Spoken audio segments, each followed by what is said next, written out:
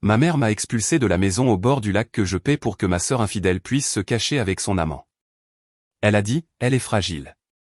Alors j'ai arrêté de payer les factures et j'ai révélé son infidélité. Je m'appelle Sienna et pendant très longtemps, j'ai cru que je pouvais acheter l'amour de ma famille. Je sais comment ça sonne.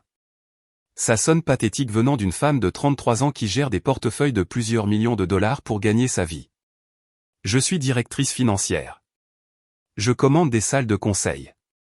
Je prends des décisions qui affectent les moyens de subsistance de centaines d'employés. Mais dès que j'entre dans l'orbite de mes parents, je rapetisse. Je deviens la petite fille qui attend dans un coin un reste d'attention pendant que ma sœur cadette, Kylie, a le gâteau entier. Et je ne le dis pas au sens figuré. Il y a 2 ans, j'ai acheté une maison au bord d'un lac. Ce n'était pas juste une maison. C'était un sanctuaire moderne et tentaculaire fait de verre et de cèdre, situé juste au bord de l'eau la plus claire que vous ayez jamais vue. Elle m'a coûté 1,2 million de dollars. J'ai mis chaque centime de mes bonus et de mes économies dans cet acompte. C'était censé être mon refuge, un endroit où ma fille de 5 ans, Mila, pourrait courir pieds nus dans l'herbe, loin du smog et du bruit de la ville. Mais peu de temps après avoir signé l'acte de propriété, mes parents, Deborah et Walter, sont venus me voir avec une histoire larmoyante. Leur appartement était trop petit. Leurs articulations leur faisaient mal à cause des escaliers. Ils voulaient être plus proches de la nature pour leurs vieux jours. Ils ont suggéré un échange. Ils vivraient dans la maison du lac à plein temps pour gérer la propriété, la garder propre et s'occuper de l'entretien, afin que je n'ai pas à m'en soucier. En échange, ils y vivraient sans payer de loyer. J'ai accepté. Bien sûr, j'ai accepté. Je voulais qu'ils soient fiers de moi. Je voulais qu'ils regardent cette magnifique maison et me voient enfin comme la fille réussie et capable. Ainsi, au cours des 24 derniers mois, j'ai payé l'hypothèque, qui s'élève à 4 500 $ par mois. Je paie les impôts fonciers, l'assurance, l'électricité, le chauffage, l'internet au débit, et même le service d'aménagement paysager hebdomadaire. Mes parents ne paient rien. 0. Pas un seul centime. Et pourtant, chaque fois que je leur rends visite, je me sens comme une intruse. Ça a commencé subtilement. D'abord, ils ont repeint la chambre d'amis sans me le demander. Puis, mon père a construit un abri de jardin que je n'avais pas approuvé. Ensuite, ma mère a commencé à déplacer mes meubles dans le garage pour faire de la place à sa collection de poupées en porcelaine. Chaque fois que j'en parlais, ma mère, Deborah, agitait la main d'un air dédaigneux et disait « Oh, Sienna, ne sois pas si mesquine. Nous en faisons un foyer. Tu n'es presque jamais là de toute façon. » Elle avait raison sur un point. Je n'étais pas souvent là. Mon travail me retient en ville pendant la semaine. Mais cette maison était ma bouée de sauvetage. C'était la seule chose que je possédais vraiment et qui me semblait être une réussite. Ce week-end devait être différent. J'avais libéré mon emploi du temps. J'avais éteint mon téléphone professionnel. J'avais emballé les maillots de bain préférés de Mila et lui avait promis que nous irions pêcher sur le quai avec grand-père. Nous avons quitté la ville à 14 h un vendredi, évitant les embouteillages. Le trajet dure environ 3 heures à travers les montagnes. Mila chantait à l'arrière, si excitée de voir ses grands-parents. « Tu penses que mamie a fait des biscuits ?» m'a-t-elle demandé, les yeux grands et pleins d'espoir. Je parie que oui, ma chérie, ai-je menti. Je savais que ma mère n'avait probablement rien cuisiné. S'il y avait des biscuits, ils étaient probablement achetés en magasin, et même dans ce cas, nous aurions de la chance s'ils n'avaient pas déjà été mangés. En conduisant, j'ai pensé au relevé financier que j'avais examiné plus tôt ce matin-là. J'ai remarqué que la facture d'électricité de la maison du lac avait grimpé à 400 $ le mois dernier. C'était insensé pour 2 personnes âgées. Je me suis fait une note mentale de demander à mon père s'il faisait encore tourner la climatisation avec les fenêtres ouvertes. J'ai serré le volant plus fort. Je me suis dit de me détendre. C'était un week-end de détente. Pas de dispute, pas de drame, juste moi, ma fille et le toit cher au-dessus de nos têtes que je fournissais. Je suis arrivé dans la longue allée de gravier vers 17 h. Le soleil commençait à se coucher, jetant une lueur dorée sur le revêtement en cèdre de la maison. C'était magnifique. Mais en m'approchant du portail électronique, j'ai appuyé sur le bouton de ma télécommande.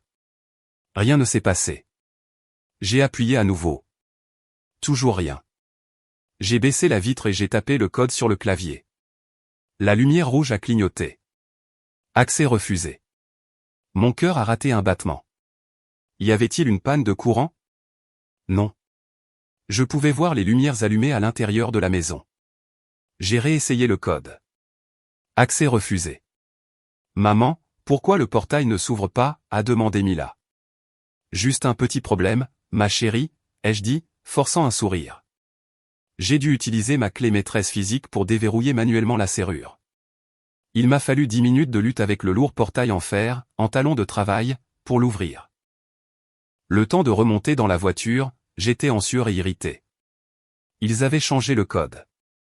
Ils avaient changé le code de ma maison et ne me l'avaient pas dit. Si j'avais su ce qui m'attendait à l'intérieur, j'aurais fait demi-tour sur le champ.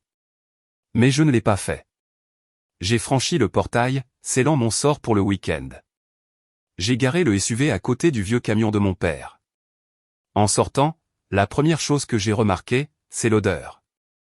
Ce n'était pas l'odeur fraîche de pain et d'eau du lac à laquelle je m'attendais. C'était l'odeur de charbon de bois et de viande chère. Le grill sur la terrasse arrière fumait. J'ai détaché Mila, pris nos sacs de week-end et me suis dirigé vers la porte d'entrée. Je n'ai pas frappé. C'est ma maison. Je l'ai déverrouillée et je suis entré. Bonjour, nous sommes arrivés, ai-je crié, essayant de paraître joyeuse pour Mila. Le salon était un désastre. C'est le seul mot pour le décrire. Il y avait des verres à vin partout. Pas les verres bon marché d'IKEA que j'avais achetés pour un usage quotidien, mais mes verres en cristal Riedel que je gardais dans le placard fermé à clé pour les occasions spéciales. Il y avait des coussins éparpillés sur le sol et un plateau de fromage et de craquelin à moitié mangé sur ma table basse blanche. Ma mère, Déborah, est sortie de la cuisine en s'essuyant les mains sur un tablier. Elle n'avait pas l'air heureuse de nous voir. Elle avait l'air prise sur le fait. Sienna, dit-elle, son sourire n'atteignant pas ses yeux. Tu es là. Nous ne t'attendions pas avant plus tard. Je t'avais dit que nous partions à 14 heures, maman, ai-je dit en posant les sacs. Pourquoi le code du portail a-t-il été changé? Oh, ça. Elle a agité la main comme pour chasser une mouche. Ton père a oublié l'ancien, alors il l'a réinitialisé. On a dû oublier de t'envoyer un texto. N'en fais pas tout un plat. Mila a couru en avant. Mamie. Ma mère s'est raidie. Elle a tapoté la tête de Mila comme on caresserait un chien errant qu'on ne veut pas toucher. Bonjour, Mila. Fais attention à tes chaussures. Je viens de passer l'aspirateur. Mila s'est arrêtée, confuse. Elle ne portait pas de chaussures. Elle était en chaussettes. Je suis passé devant elle pour entrer dans la cuisine. Le comptoir était couvert de nourriture. Et pas n'importe laquelle. Il y avait 4 homards massifs sur le comptoir, attendant d'être cuits. Il y avait d'épaisses entrecôtes marinant dans les herbes. Il y avait une bouteille de champagne d'Homme Pérignon qui refroidissait dans un seau à glace. Je l'ai fixé du regard. Waouh, je ne savais pas que nous fêtions quelque chose. C'est pour ma promotion? Je leur avais dit la semaine dernière que j'étais devenue directrice financière, mais ils avaient à peine réagi au téléphone. Ma mère m'a suivi, l'air nerveuse. Eh bien, pas exactement. Nous avions juste envie d'un bon dîner. Du homard et du champagne. J'ai haussé un sourcil. Un vendredi soir. D'habitude, papa se plaint si j'achète des céréales de marque. Nous avons le droit de nous faire plaisir, Sienna, a dit mon père, Walter, en entrant de la terrasse. Il tenait une bière et avait déjà l'air à moitié ivre. Salut, ma grande. Il m'a fait un signe de tête, reconnaissant à peine sa petite fille. Bien sûr que vous avez le droit, ai-je dit, essayant de ne pas laisser paraître mon agacement. Ça a l'air délicieux. Je meurs de faim. Ma mère s'est éclaircie la gorge. En fait, les homards sont comptés. Nous n'en avons acheté que 3. J'ai fait une pause. 3. Mais nous sommes 4. 5 avec Mila. Mila ne mange pas de homard, a dit ma mère rapidement. Et nous ne pensions pas que tu viendrais pour le dîner. Nous pensions que tu t'arrêterais en chemin, maman, j'ai conduit pendant 3 heures. Je suis juste là, devant toi. Eh bien, elle a tripoté son tablier. Il y a du pain de viande de mardi dans le frigo. Tu peux le réchauffer pour toi et Mila. Le homard, c'est pour. C'est pour une occasion spéciale. Quelle occasion spéciale? Avant qu'elle ne puisse répondre, j'ai entendu des pas descendre les escaliers. Des pas lourds et paresseux. Maman, tu as trouvé le décapsuleur? Je dois laisser ce vin rouge respirer. Je me suis figé. Je connaissais cette voix. Ma sœur Kylie est entrée dans la cuisine. Elle portait mon kimono en pur soie, celui que j'avais acheté au Japon et que j'avais spécifiquement laissé dans le placard du propriétaire avec une note, ne pas toucher. Ses cheveux étaient en désordre et elle avait l'air de s'être réveillée d'une sieste, bien qu'il soit 17h30. Kylie a 29 ans. Elle n'a jamais gardé un emploi plus de 6 mois. Elle est actuellement en train de se trouver, pour la 5e fois depuis l'université. Elle est mariée à Preston, un homme merveilleux et travailleur qui dirige une société de conseil en technologie. Preston l'adore. Il finance son style de vie, paie ses retraites de yoga et lui a acheté un Range Rover. Kylie, ai-je demandé. Je ne savais pas que tu étais là. Kylie m'a regardé, puis les sacs. Burke. Tu as amené la gamine? Je pensais que c'était un week-end tranquille. C'est ma maison, Kylie, ai-je lâché. Et ça, c'est ma robe de chambre. Enlève-la. Détends-toi, Sienna. Kylie a levé les yeux au ciel, attrapant un raisin sur le comptoir. J'ai renversé du vin sur ma chemise tout à l'heure. Maman a dit que je pouvais l'emprunter. Ne sois pas une sorcière si avare. Elle a raison, Sienna, a renchéri mon père. C'est juste une robe de chambre. Tu as assez d'argent pour en acheter une autre. J'ai senti le sang me monter à la tête. Ce n'était pas à propos de la robe de chambre. C'était à propos du manque de respect. Où est Preston? Ai-je demandé, regardant autour de moi. Est-ce qu'il est là aussi? C'est pour lui, le 3e homard? La pièce est soudainement devenue silencieuse. Ma mère a regardé le sol. Mon père a pris une longue gorgée de bière. Kylie a souri en coin, un secret jouant sur ses lèvres. Preston est à Londres, a dit Kylie en examinant ses ongles. Voyage d'affaires, des trucs ennuyeux. Alors, tu es ici seule? J'avais besoin d'espace, a-t-elle dit vaguement. Mon aura se sentait encombrée. Donc, le 3e homard est pour papa, ai-je deviné, bien que papa déteste les fruits de mer, laisse tomber, Sienna, a lâché ma mère, la voix sèche. Va réchauffer le pain de viande. Mila a l'air d'avoir faim. J'ai regardé ma fille. Elle se tenait près du frigo, l'air petite et indésirable. J'ai ravalé ma rage. Pas encore. Je n'allais pas gâcher la soirée tout de suite.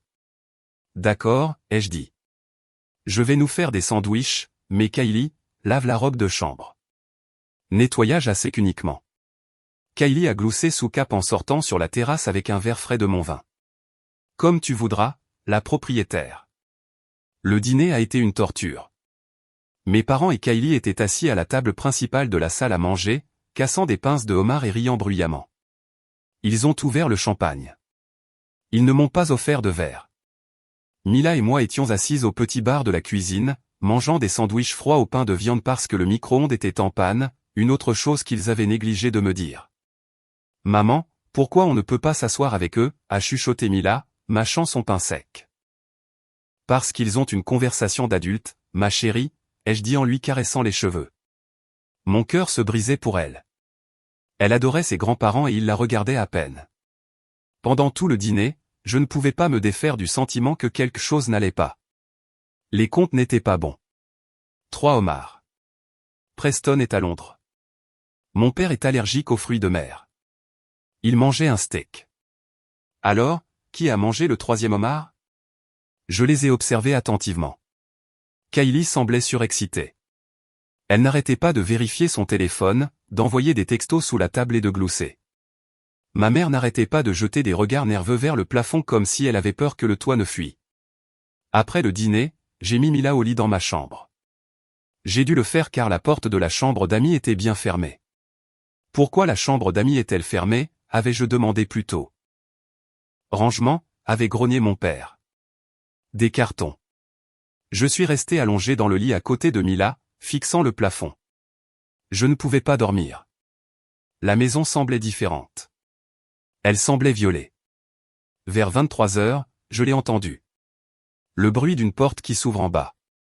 Puis des pas. Pas les pas traînants de ma mère ni la démarche lourde de mon père. C'étaient des pas assurés et lourds. Je me suis levé, j'ai mis mes chaussons et je me suis glissé jusqu'à la porte de la chambre. Je l'ai entr'ouverte d'1 centimètre à peine. J'ai vu une ombre se déplacer dans le couloir en bas. Un homme. Il était grand, portait un sweat à capuche. Il est allé directement dans la cuisine, a ouvert le frigo et a bu du jus directement à la brique. Mon cœur martelait contre mes côtes. Était-ce un cambrioleur? Non, un cambrioleur ne serait pas aussi désinvolte. Puis j'ai vu Kylie sortir du salon. Elle s'est approchée de l'homme, a enroulé ses bras autour de sa taille et l'a embrassé longuement et passionnément. J'ai plissé les yeux. Ce n'était pas Preston. Preston mesure 1,75 mètres, a les cheveux clairsemés et des lunettes. Ce type mesurait au moins 1,88 mètres, avec une carrure de footballeur américain et une épaisse chevelure. Ils se sont chuchotés quelque chose, ont gloussé, puis sont montés vers la chambre d'amis. La chambre qui était censée être pleine de cartons. J'ai fermé ma porte silencieusement et je me suis appuyé contre elle, les mains tremblantes. Ma sœur trompait son mari. Dans ma maison. Pendant que son mari travaillait à l'étranger pour payer sa vie. Mais ce n'était pas le pire. Le pire, c'était les homards. Mes parents savaient. Ils avaient acheté 3 homards. Un pour Kylie, un pour maman, un pour lui. Mes parents n'ignoraient pas seulement l'affaire. Ils la facilitaient. Ils cuisinaient des repas gastronomiques pour l'amant de ma sœur tout en m'offrant, à moi, la femme qui paie le toit au-dessus de leur tête, des restes de pain de viande. La trahison m'a frappé plus durement que l'abus financier ne l'avait jamais fait. Il ne s'agissait plus seulement d'argent. Il s'agissait de moralité. Il s'agissait du fait qu'ils avaient transformé mon sanctuaire en lupanar pour ma sœur, et qu'ils se moquaient tous de moi dans mon dos. J'ai regardé Mila dormir paisiblement. J'ai réalisé alors que j'étais la seule personne décente qui restait dans cette famille, et que j'en avais fini d'être gentille. Je ne les ai pas confrontés sur le champ. J'avais besoin de preuves. J'avais besoin de voir son visage à la lumière. Je suis retourné me coucher, mais je n'ai pas dormi. Je suis resté là, à écouter les bruits étouffés provenant de la chambre d'amis voisine, et j'ai comploté. S'ils pensaient pouvoir m'utiliser comme ça, ils étaient sur le point d'apprendre une leçon très coûteuse. Le lendemain matin, je me suis réveillé avec un mal de tête qui pulsait derrière mes yeux. La pluie avait commencé pendant la nuit, un tambourinement incessant contre le toit qui correspondait à mon humeur. J'ai dit à Mila de rester dans la chambre et de regarder des dessins animés sur son iPad. Maman doit s'occuper de quelques affaires en bas, lui ai-je dit. Je ne voulais pas qu'elle voie ce qui allait se passer. Je suis descendu d'un pas décidé. Il était 9 heures du matin. Dans la cuisine, l'étranger était de nouveau là. Il était assis à mon îlot de petit déjeuner, ne portant qu'un short de basket. Il mangeait des céréales Lucky Charms directement dans la boîte familiale avec une cuillère de service. Du lait coulait sur son menton. Il a levé les yeux quand je suis entré. Il n'avait pas l'air effrayé ou embarrassé. Il avait l'air agacé que j'ai interrompu son repas. Il était jeune, peut-être 25 ou 26 ans. Des muscles sur des muscles, des tatouages couvrant ses bras, et un visage qui était beau d'une manière vide et arrogante. « Qui diable êtes-vous » ai-je demandé, ma voix d'un calme glacial. Il a mâché lentement, a avalé et s'est essuyé la bouche avec le dos de la main. Brody. Et toi, qui es-tu? Je suis la propriétaire de cette maison. Je me suis approché. Et tu es en train de manger les céréales de ma fille. Juste à ce moment-là, Kylie est entrée nonchalamment. Elle portait une minuscule nuisette en soie qui ne laissait rien à l'imagination. Elle s'est approchée de Brody et lui a massé les épaules. « Bonjour, bébé » lui a-t-elle roucoulé, m'ignorant. « Kylie » ai-je dit, ma voix s'élevant. « Voudrais-tu me présenter ton ami et me dire pourquoi il est ici à la place de ton mari » Kylie a soupiré, se tournant vers moi. « Sienna, arrête d'être une telle rabat-joie. Voici Brody. » C'est mon Soul traîné. Soul traîné, ai-je répété, incrédule. C'est comme ça qu'on appelle ça maintenant? Il me comprend, a dit Kylie sur la défensive. Preston est tellement incorporate. Il parle toujours de marge et de quota. Brody est spirituel. Il se connecte à mon énergie. Il se connecte à ton énergie dans ma chambre d'amis. J'ai montré Brody du doigt. Est-ce que Preston est au courant de ton éveil spirituel? Ne mêle pas Preston à ça, a sèchement répondu Kylie. Ce qu'il ne sait pas ne lui fera pas de mal. D'ailleurs, il est à Londres pour 2 semaines. Je mérite d'être heureuse, Sienna. Tu ne comprendrais pas parce que tu es seule. Ça m'a piqué, mais je ne l'ai pas montré. Je suis seule parce que j'ai des principes. Tu es mariée, Kylie. C'est dégoûtant. Brody a finalement pris la parole. Et, surveille ton langage. Ne lui parle pas comme ça. J'ai ri. Un rire froid et dur. Excuse-moi. Tu es dans ma maison, tu manges ma nourriture, tu couches avec ma sœur mariée. Et tu penses que tu peux me dire comment parler? Ce n'est pas ta maison, a ricané Brody, se penchant en arrière et posant ses pieds sur le comptoir. Kylie a dit que c'est la maison de ses parents. Toi, tu ne fais que visiter. J'ai regardé Kylie. Elle a refusé de croiser mon regard. Elle lui avait menti aussi. Elle prétendait que ce style de vie était le sien. Sors, ai-je dit à Brody. Fais tes valises et sors. Maintenant. Brody n'a pas bougé. Il a juste regardé au-delà de moi, vers le couloir. Walter, un petit coup de main ici. Mon père, Walter, est entré dans la cuisine d'un pas traînant. Il tenait une tasse de café. Ma mère, Déborah, était juste derrière lui. J'ai ressenti une vague de soulagement. Sûrement, maintenant que c'était révélé au grand jour, mes parents allaient intervenir. Ils étaient vieux jeux. Ils allaient à l'église à Noël. Ils aimaient Preston. Preston avait payé l'opération de la hanche de papa l'année dernière. Papa, ai-je dit en montrant Brody. Dis à ce type de partir. Il couche avec Kylie. Walter a pris une gorgée de café. Il avait l'air fatigué mais pas en colère. Il a regardé Brody, puis moi. Allons, Sienna, a dit lentement Walter. Brody est notre invité. Ma mâchoire est tombée. Invité? Papa? C'est l'autre homme. Kylie trompe Preston. Preston, l'homme qui t'a acheté cette télévision à écran plat sur laquelle tu regardes le sport. Baisse la voix, a sifflé ma mère, fermant les stores de la cuisine comme si les voisins pouvaient voir à travers la pluie. C'est compliqué, Sienna. Ce n'est pas compliqué, maman. C'est de l'adultère. Tu ne comprends pas, a dit Déborah, s'approchant de Kylie et posant une main protectrice sur son bras. Kylie a été très déprimée dernièrement. Preston travaille tout le temps. Il la néglige émotionnellement. Elle dépérissait. Il travaille pour payer son addiction au shopping, ai-je crié. L'argent ne fait pas tout, Sienna, a dit ma mère, me lançant un regard significatif. Toi, de toutes les personnes, tu devrais le savoir. Tu as de l'argent, mais es-tu heureuse? Kylie a besoin d'affection. Brody lui donne de l'affection. Regarde-la. Elle rayonne. J'ai regardé Kylie.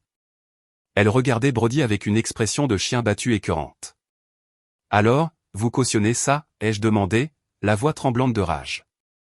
Vous êtes d'accord pour que ce type mange votre nourriture, dorme sous votre toit, pendant que Preston travaille? Brody est un gentil garçon, a dit mon père, tapant sur l'épaule de Brody. Il connaît beaucoup de choses sur le football, et il a réparé la fuite dans l'abri de jardin. Il est bricoleur. Il a réparé l'abri de jardin. J'avais l'impression d'être dans la 4e dimension. C'est ça, votre critère?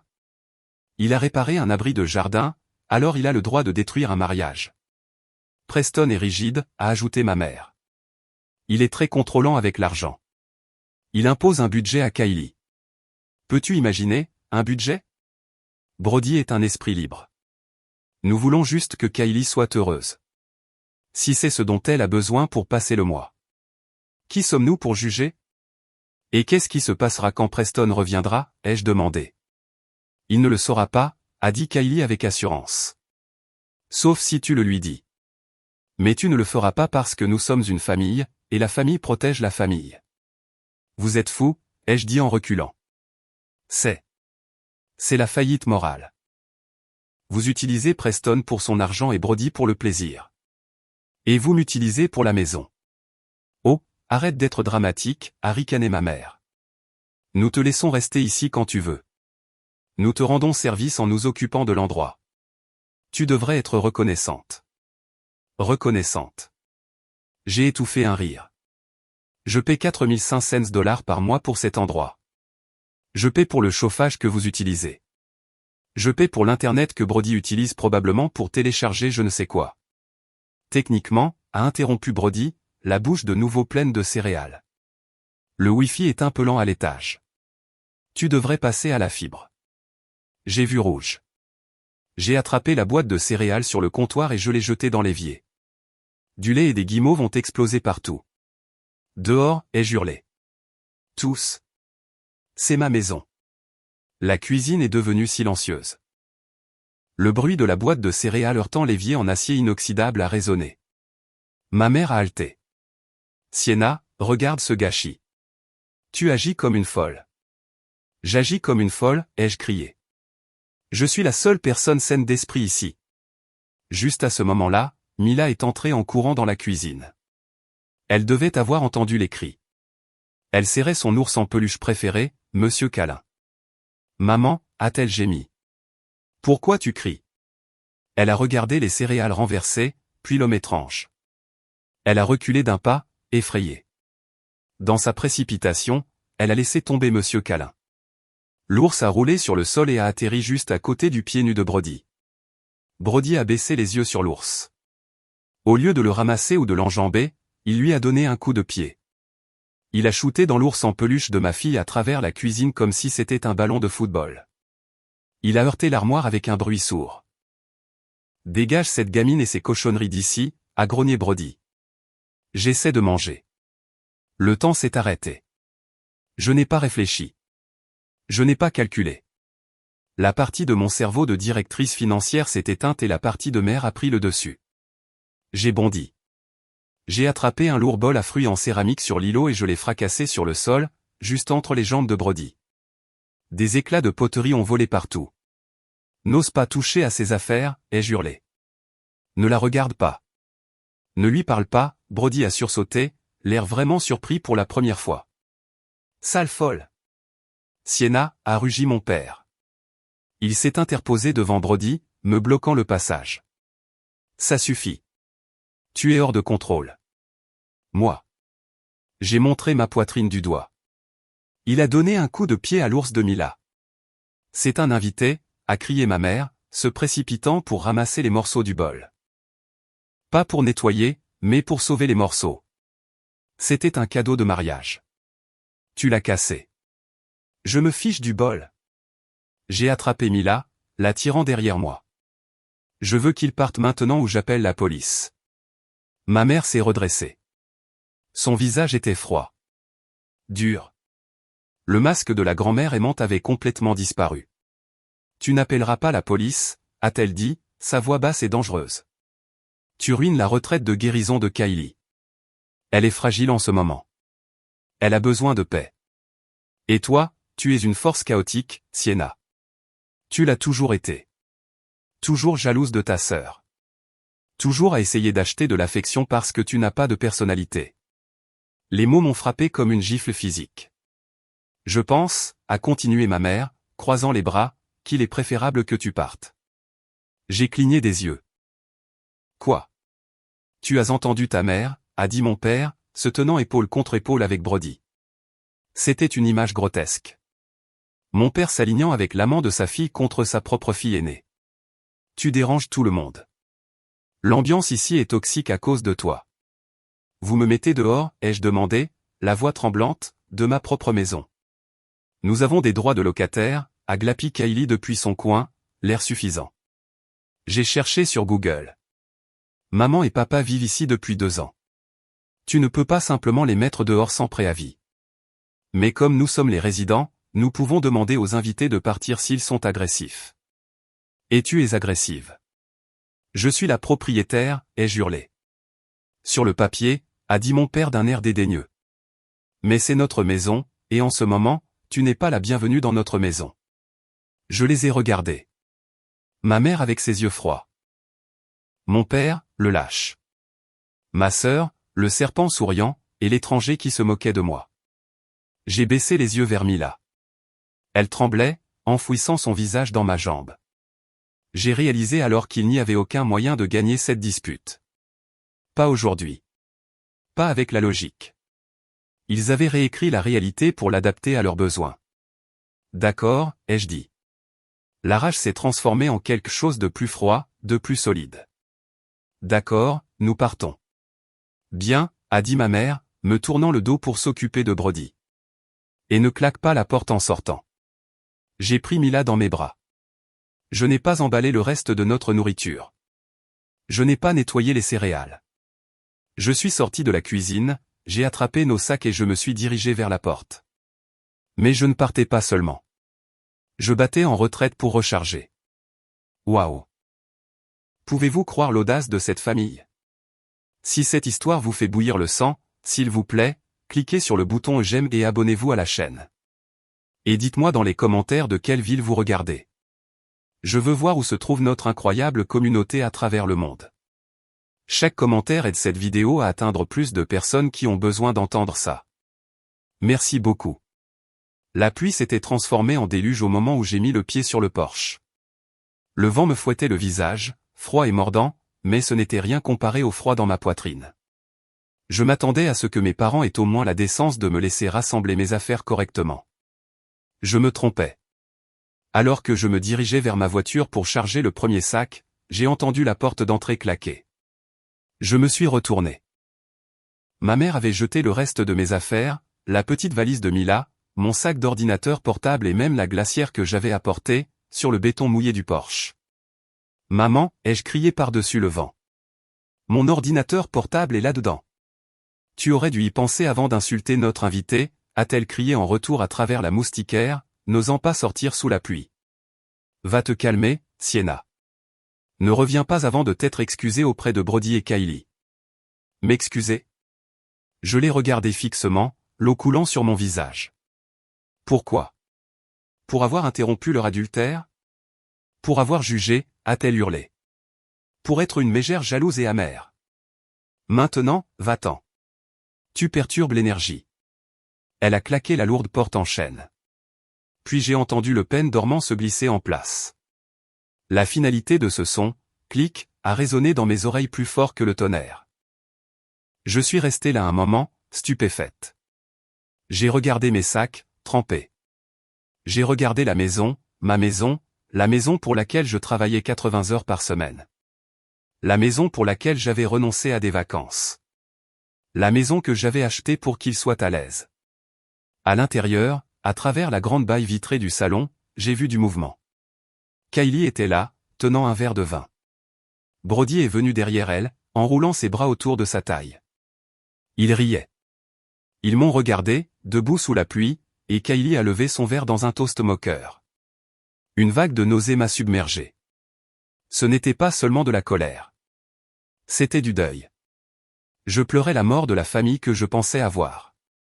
J'ai réalisé à ce moment-là qu'ils ne favorisaient pas seulement Kylie, ils me méprisaient. Ils me méprisaient parce que j'étais celle qui leur tendait le miroir de leur laideur. J'étais le portefeuille, le distributeur de billets, le filet de sécurité, mais jamais la fille. Mila a commencé à pleurer dans la voiture. « Maman, j'ai froid. » Sa voix m'a sorti de ma torpeur. Je ne pouvais pas rester là et me noyer. Je devais être une mère.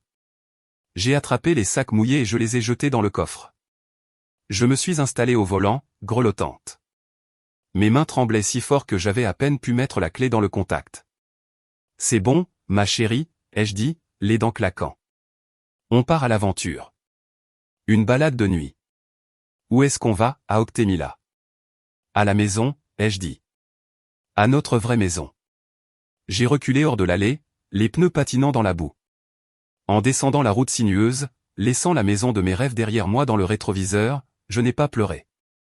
Les larmes avaient disparu. À leur place se trouvait une résolution froide et dure.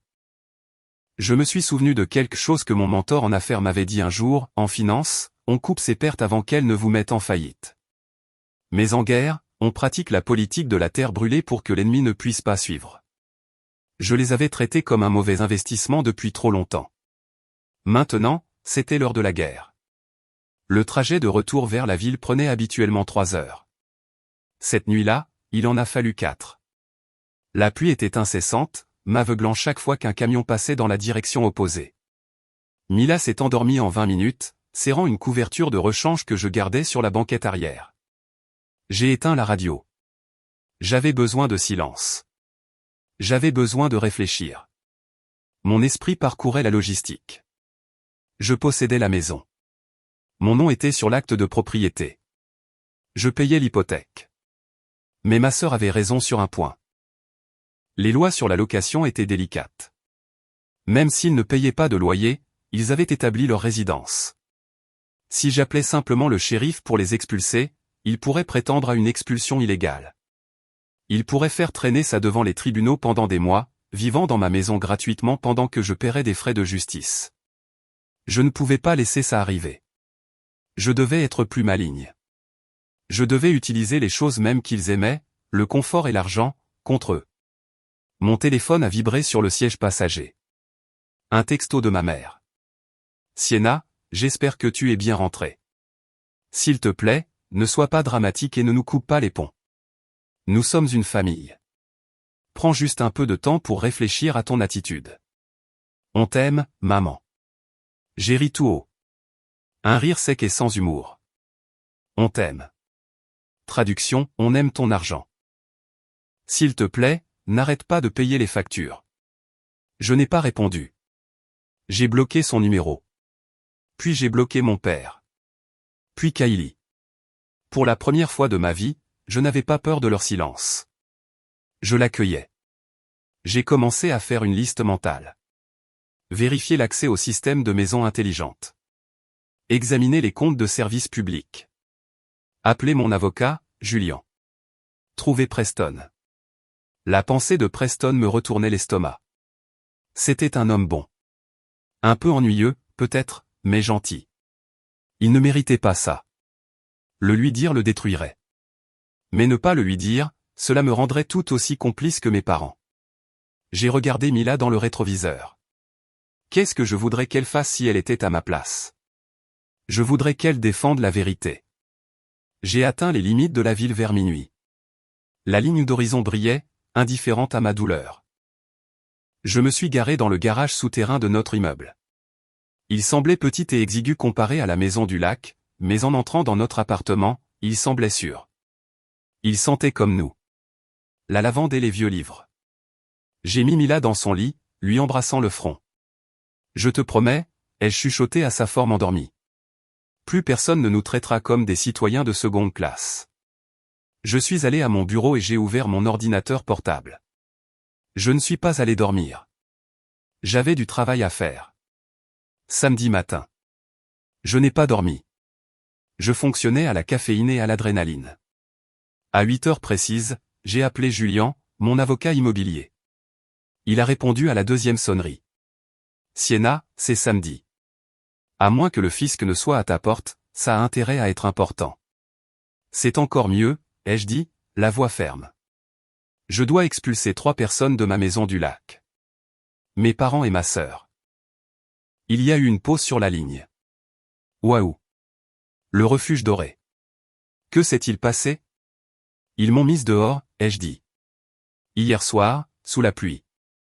Parce que j'ai interrompu la liaison de ma sœur. Aïe, a dit Julian. Le ton de sa voix est passé de décontracté à professionnel.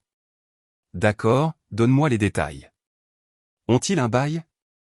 Pas de bail écrit. Juste un accord verbal selon lequel ils entretiennent la propriété en échange de l'occupation.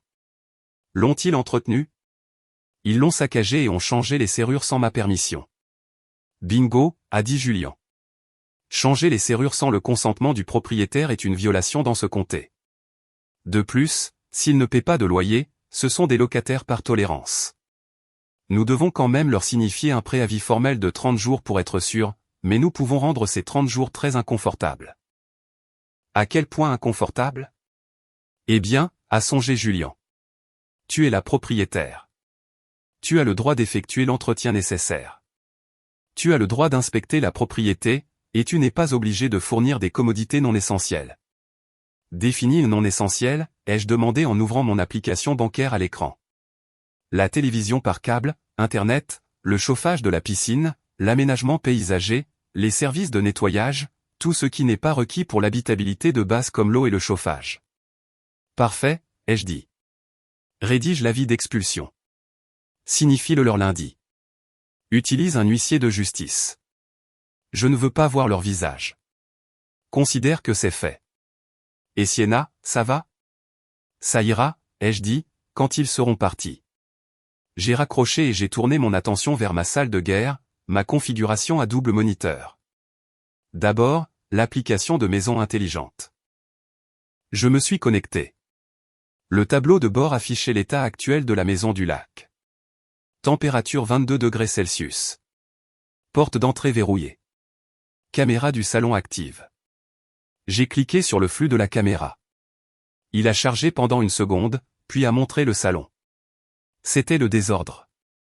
Brody était allongé sur le canapé, mon canapé en cuir italien blanc, avec ses bottes sales dessus. Il regardait le sport. J'ai ressenti une montée de puissance. Il pensait m'avoir mise dehors, mais je regardais toujours. Je suis allé à l'onglet des enregistrements. J'ai remonté jusqu'à vendredi soir. C'était là. Vidéo et audio 4K d'une clarté cristalline. Clip 1, Kylie et Brody s'embrassant dans la cuisine. Clip 2, mon père disant, ne le dis pas à Preston. Nous avons besoin de son argent. Clip 3, ma mère disant, Sienna n'est qu'un distributeur de billets. Nous la tolérons. J'ai tout téléchargé. Je l'ai sauvegardé sur 3 disques cloud différents et sur un disque dur physique. Puis j'ai ouvert mon portail bancaire. Les dépenses de la maison du lac étaient toutes en paiement automatique depuis mon compte courant principal. Compagnie d'électricité, service des eaux, internet haut débit, bouquet de chaînes premium, pisciniste, paysagiste, ramassage des ordures. J'ai pris une profonde inspiration. Mon doigt planait au-dessus de la souris. Annuler le paiement automatique. Annuler le paiement automatique. Clique annuler le service. Je ne coupais pas seulement le cordon. Je coupais la bouée de sauvetage. Le dimanche après-midi, le choc initial s'était estompé pour eux et ils s'installaient probablement dans une routine confortable de parasitisme. Cela allait bientôt changer. J'ai commencé par le non essentiel. Je me suis connecté au site web du fournisseur d'accès à Internet. Je n'ai pas annulé l'Internet complètement. Cela prendrait des jours à traiter. À la place, je suis allé dans les paramètres du routeur à distance. J'ai changé le nom du Wi-Fi de l'Ecousguest à trouve-1-boulot. J'ai changé le mot de passe en une chaîne de 50 caractères aléatoires qui ressemblaient à d'anciens hiéroglyphes. Puis j'ai étranglé la bande passante à 0,5 mégabits par seconde, la vitesse du vieux modem. 10 minutes plus tard, j'ai vu Brody sur le flux de la caméra. Il tapait la télécommande contre sa main, fixant la télévision. Le match de football en 4K s'était figé. Il a sorti son téléphone. Il a fait le tour de la pièce en le tenant en l'air comme s'il cherchait un signal. « Chérie », a-t-il crié. « L'Internet est encore pourri. » Kylie est entrée. Burke, Sienna n'a probablement pas payé la facture. Elle est tellement irresponsable. J'ai souri à l'écran. Irresponsable? Regarde ça. Ensuite, le thermostat. Il faisait frais au lac, environ 10 degrés Celsius dehors. J'ai accédé au contrôle Nest. J'ai mis le mode sur « froid » et j'ai baissé la température à 12 degrés Celsius. Puis, j'ai activé le verrouillage parental pour qu'il ne puisse pas être changé manuellement depuis l'unité murale. J'ai regardé ma mère entrer dans le salon, se frottant les bras. Elle est allée au thermostat, a tapoté dessus et a froncé les sourcils. Elle a cogné dessus avec son poing. « Walter » a-t-elle crié. « Le chauffage est en panne. Il gèle ici. » « Je vais vérifier le disjoncteur » a dit la voix de mon père depuis l'autre pièce. Pendant qu'il vérifiait le disjoncteur, je me suis connecté au système d'éclairage intelligent. J'ai créé une nouvelle routine appelée « Disco Inferno ». Toutes les 30 minutes, les lumières de la cuisine et du salon clignoteraient violemment pendant 10 secondes, juste assez pour être agaçant, juste assez pour leur faire croire que la maison était hantée ou que le câblage électrique était en train de griller. Mon téléphone a commencé à exploser. Appel de maman, bloqué. Appel de papa, bloqué. Appel d'un numéro inconnu, probablement le téléphone. J'ai laissé sonner. Puis j'ai envoyé un seul email à l'adresse de mon père. Sujet, problème de maintenance. Corps du message, cher locataire, j'ai reçu des notifications de panne de système à la propriété. Malheureusement, en raison d'un manque de fonds causé par le soutien d'occupants non payants, je ne peux pas me permettre des réparations d'urgence ce week-end. Veuillez porter un pull. Cordialement, la direction. J'ai regardé sur la caméra mon père lire l'email sur son téléphone. Son visage est devenu violet. Il l'a montré à ma mère. Elle a jeté un oreiller contre le mur. Mais je n'avais pas fini. Le monde physique était le suivant. J'ai appelé la compagnie d'électricité. Bonjour, je suis la propriétaire. Je déménage. J'aimerais que les services publics ne soient plus à mon nom, avec effet immédiat. Certainement, madame. Nous ferons un dernier relevé mardi. Le courant sera coupé à moins que le nouveau locataire n'appelle pour transférer le service. Génial, ai-je dit. Je les préviendrai. Je ne l'ai pas fait. J'ai fait de même pour l'eau et le gaz. D'ici mardi, il vivrait dans une boîte sombre, froide et sèche. Lundi matin, l'huissier de justice, un grand homme nommé Hank, m'a envoyé un texto. Document signifié. Il n'était pas content. La vieille dame a essayé de me frapper avec un sac à main. J'ai répondu, ajouté au rapport. Merci, Hank. Maintenant que le compte à rebours légal était lancé, il était temps de porter le coup financier. Je connaissais les finances de mes parents mieux qu'eux. Il y a des années, ils m'avaient donné accès à leur compte pour les aider à gérer leur budget. Je n'ai jamais touché à leur argent, mais je pouvais tout voir. Je me suis connecté juste pour regarder. Solde actuel, $412,50. Dépôt de pension dû dans 12 jours. Ils étaient fauchés. Ils avaient survécu entièrement grâce à mes aides et à l'allocation que Preston envoyait à Kylie, qu'elle partageait apparemment avec eux. Je savais que sans Internet et sans câble, ils s'ennuieraient. Sans le chauffage de la piscine, ils ne pourraient pas nager. Mais sans nourriture, c'est là que la panique s'installe. J'ai annulé le compte Instacart qui était lié à ma carte de crédit. Ma mère commandait des courses 3 fois par semaine. Des produits bio chers, des fromages importés, du vin. J'ai reçu une notification d'Instacart 1 heure plus tard. Commande refusée. Mode de paiement invalide. J'ai imaginé la scène à la caisse, ou plutôt à la caisse virtuelle. Ma mère essayant de commander son chardonnay et réalisant que la carte de crédit était morte. Mais la plus grande arme financière était l'hypothèque elle-même. J'ai appelé la banque. Bonjour, je fais face à des difficultés financières en raison d'une situation familiale. J'aimerais demander une suspension temporaire de mes paiements hypothécaires. L'agent de la banque était compréhensif. Je comprends. Nous pouvons suspendre les paiements pendant 3 mois.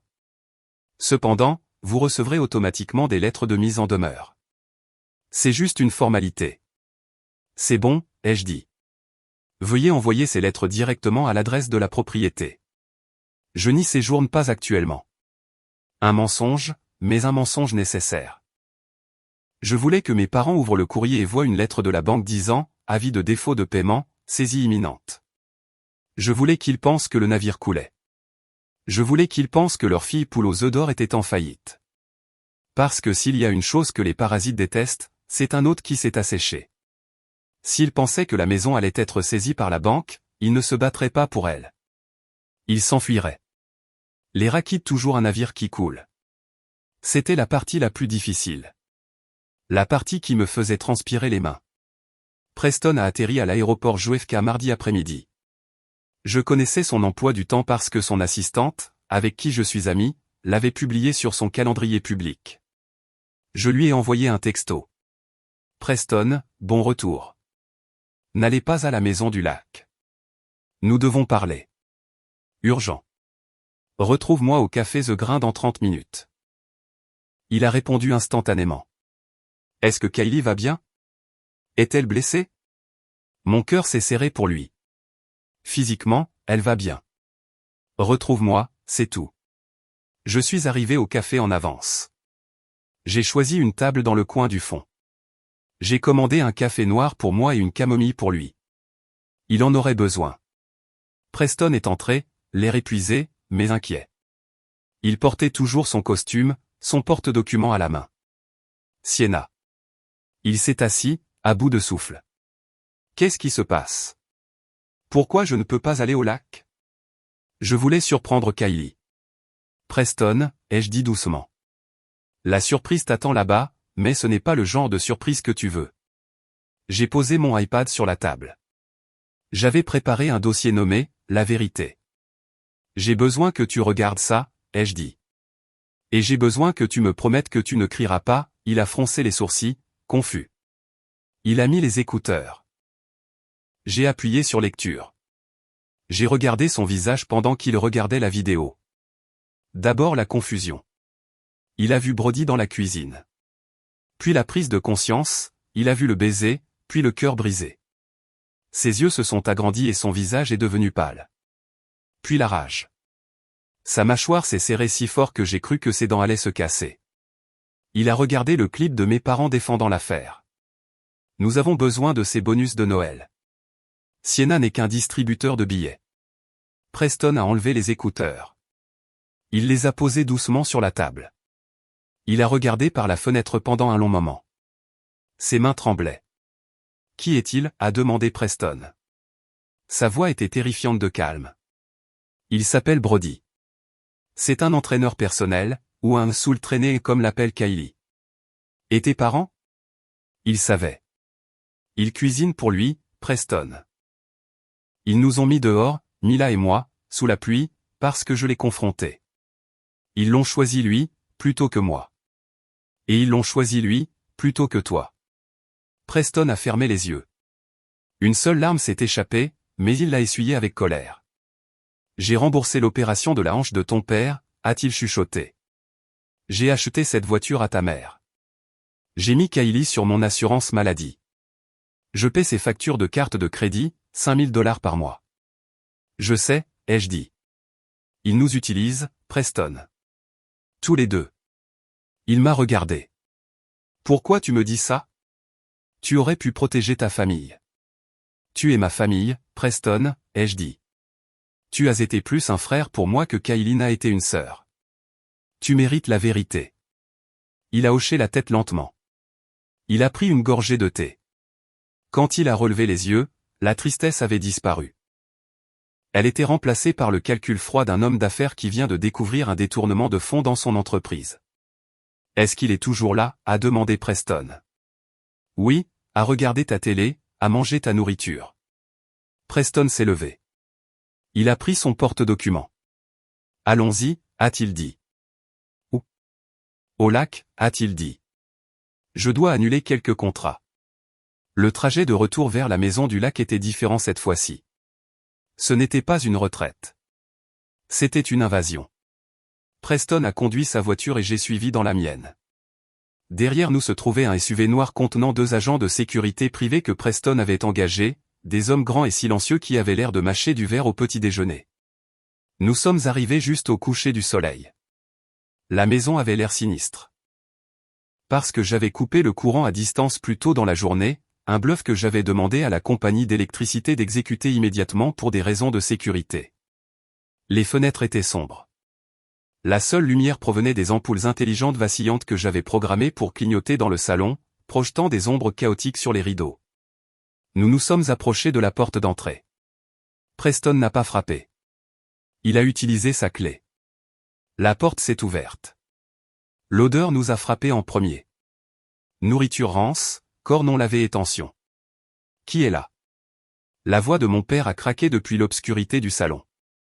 Le courant est coupé. On ne voit rien.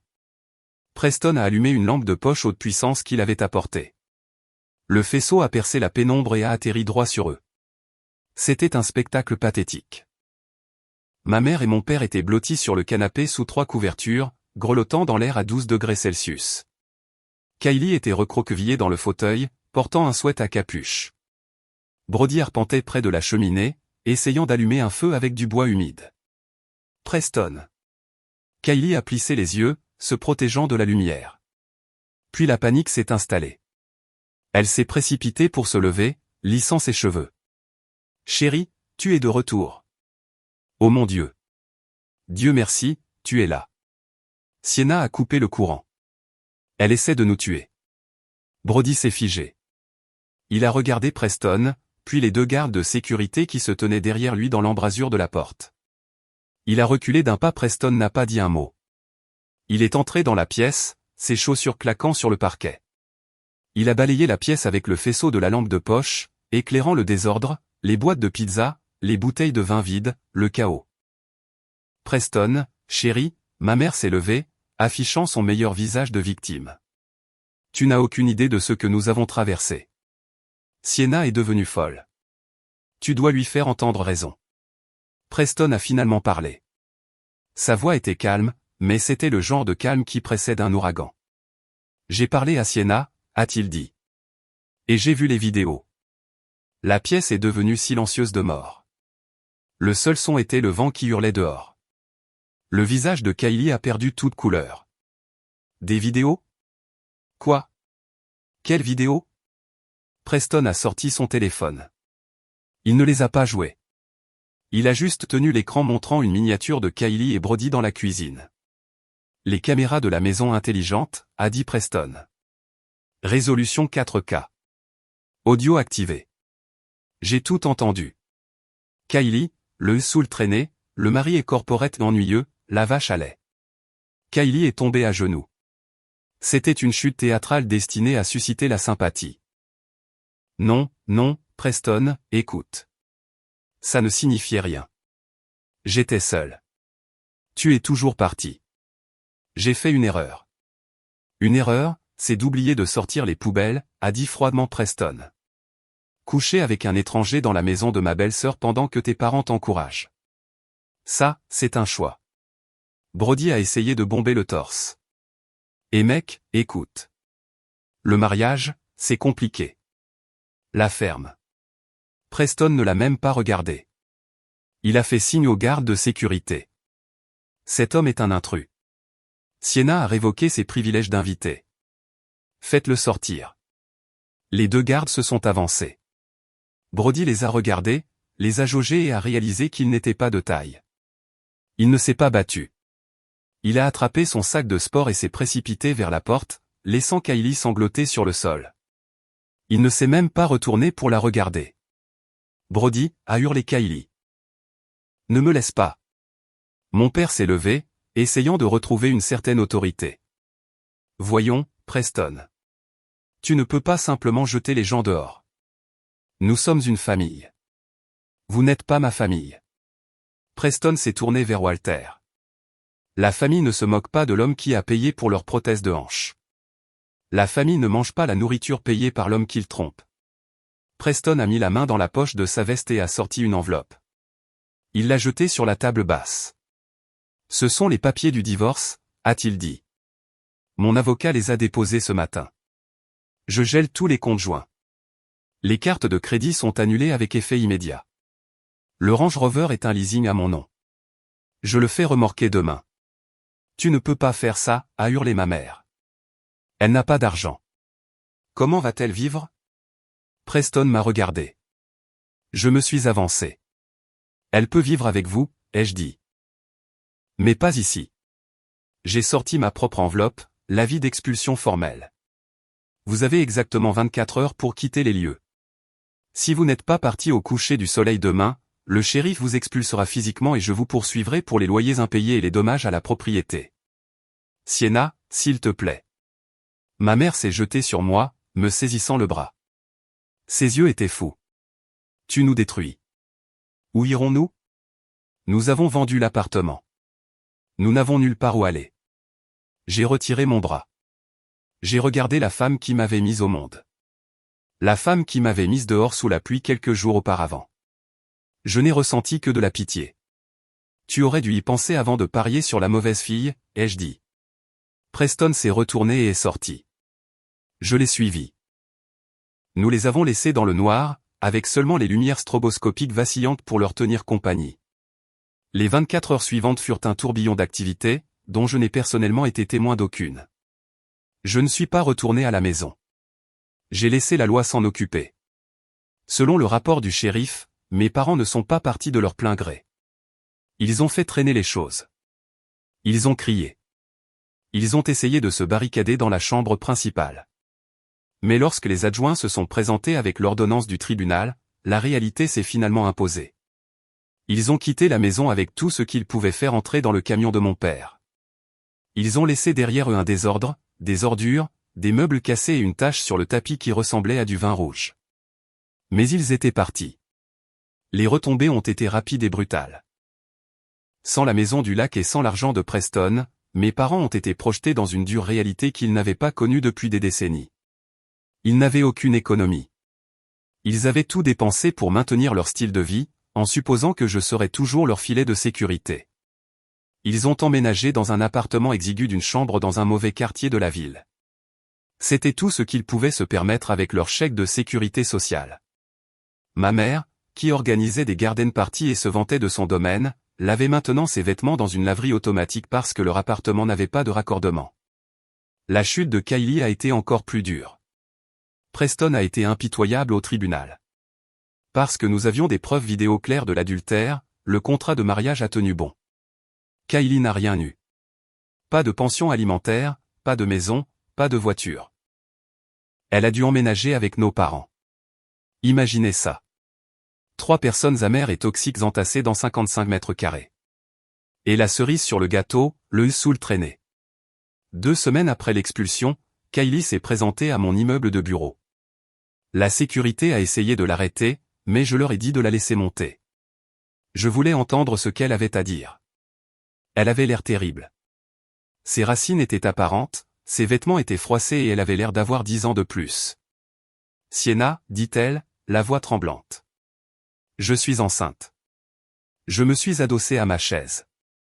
Félicitations. Preston est-il au courant?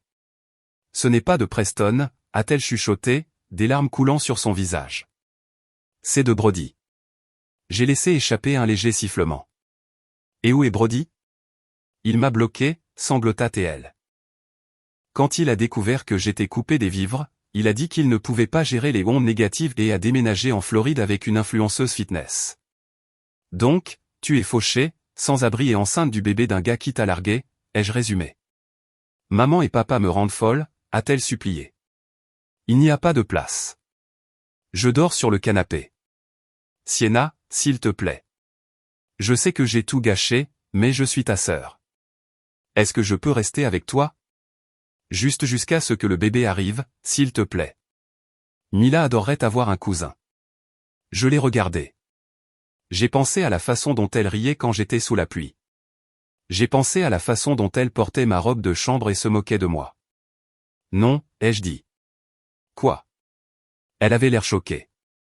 Non, ai-je répété. Tu es une adulte, Kylie. Tu as fait des choix. Maintenant, tu dois vivre avec. Je ne suis plus ton filet de sécurité.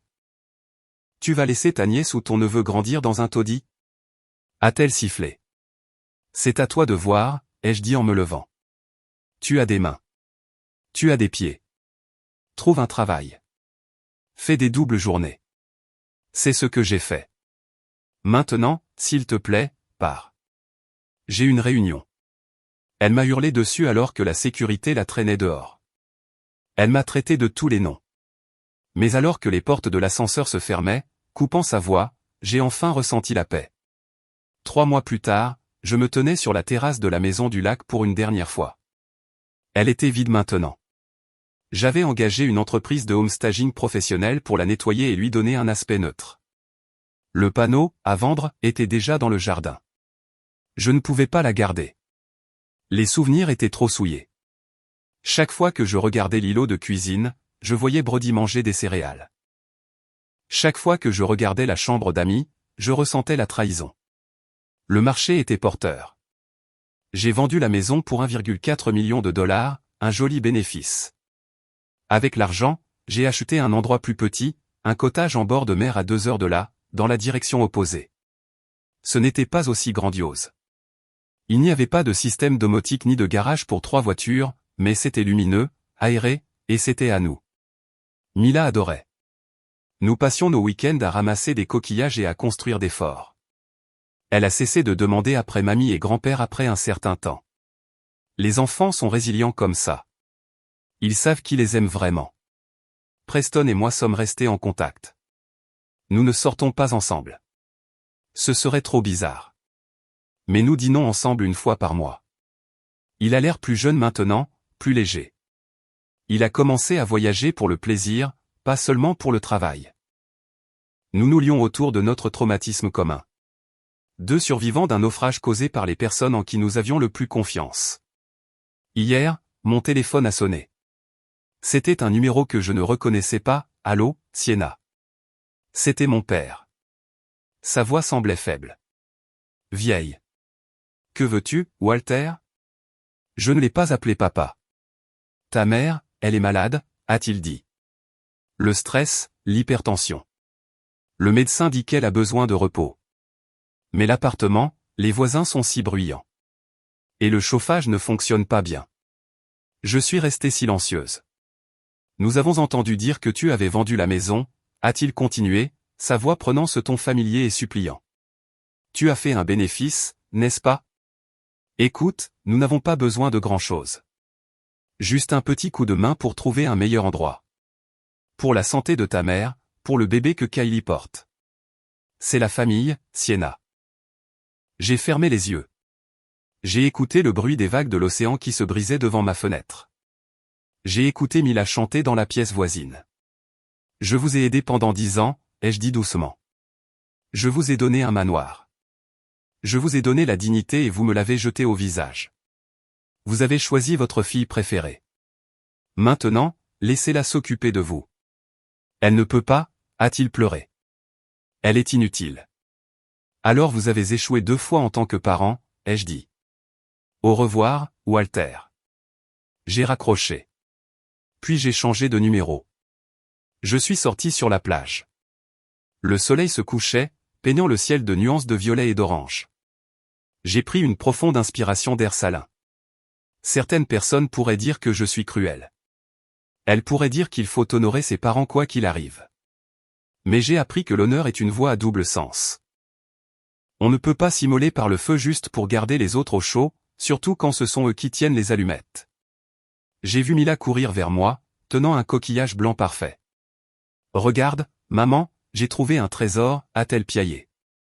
Je l'ai prise dans mes bras et l'ai fait tournoyer, son rire remplissant l'air. Oui, ma chérie, ai-je dit en l'embrassant sur la joue. Nous avons trouvé notre trésor. Et nous ne le laisserons jamais partir. Et c'est la fin de mon histoire. Je ne leur ai pas parlé depuis cet appel téléphonique, et honnêtement, je n'ai jamais été aussi heureuse. Mais tard dans la nuit, je me demande encore, ai-je été trop dur?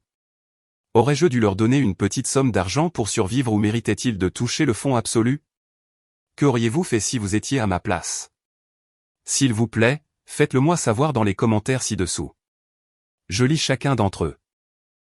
Si vous avez aimé cette histoire, s'il vous plaît, cliquez sur le bouton j'aime, abonnez-vous à la chaîne et activez les notifications pour ne jamais manquer un drame. Merci d'avoir regardé.